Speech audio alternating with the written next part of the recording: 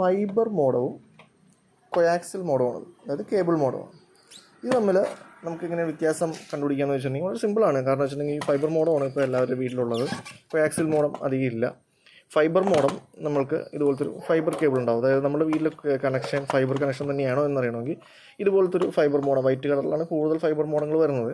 So ഇതുപോലത്തെ ഒരു മോഡത്തിൽ ഇതുപോലത്തെ ഒരു മഞ്ഞ പാച്ച് കോഡായിരിക്കും ഇതിൻ്റെ ഒരു പിക്ടയിൽ കണക്ട് ചെയ്തിട്ടുണ്ടാവും. ഈ ഒരു ഫൈബർ മോഡത്തിലാണെങ്കിൽ ഇത് കണക്ട് ചെയ്തിട്ടുണ്ടാവും. അപ്പോൾ ഇത്തരം മോഡങ്ങളാണ് ഫൈബർ കണക്ഷൻ, അതായത് ഫൈബർ മോഡം ഇതിൽ വരുന്നത്. ഇതിന് നമുക്ക് അങ്ങനെ ഫൈബർ മോഡമാണെന്ന് നമുക്ക് കണ്ടുപിടിക്കാൻ സാധിക്കും. അപ്പോൾ നമ്മുടെ വീട്ടിലുള്ളത് ഫൈബർ കണക്ടിവിറ്റി ആണോ കണക്ഷൻ ആണോ എന്നറിയാനായിട്ടുള്ള ഒരു മാർഗ്ഗമാണ് ഞാൻ പറഞ്ഞത്. ഇത്തരം കണക്ഷനുകളാണ് ഫൈബർ കണക്ഷൻ എന്ന് പറയുന്നത്. ഫൈബർ മോഡം എന്ന് പറഞ്ഞാൽ ഇതാണ്. പിന്നെ കേബിൾ മോഡം, അതായത് കൊയാക്സിൽ കേബിൾ, അതായത് ഇത്തരത്തിലുള്ള കേബിൾ വഴിയാണ് ഈ മോഡങ്ങളൊക്കെ കണക്ട് ചെയ്യുന്നത്. അതായത് നമ്മുടെ വീട്ടിൽ വന്നിരിക്കുന്ന മോഡം ഇത്തരം ഒരു മോഡമാണ്.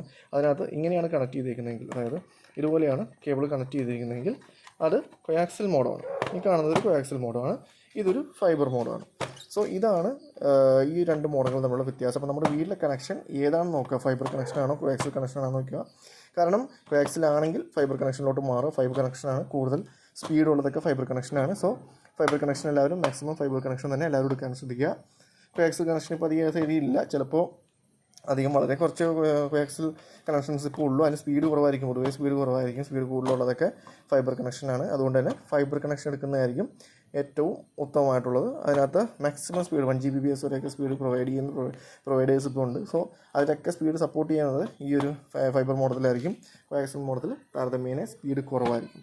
സോ ഇതാണ് ഫൈബർ മോഡവും കൊയാക്സിൽ മോഡവും നമുക്ക് കണ്ടുപിടിക്കാനുള്ള ഒരു എളുപ്പവഴി.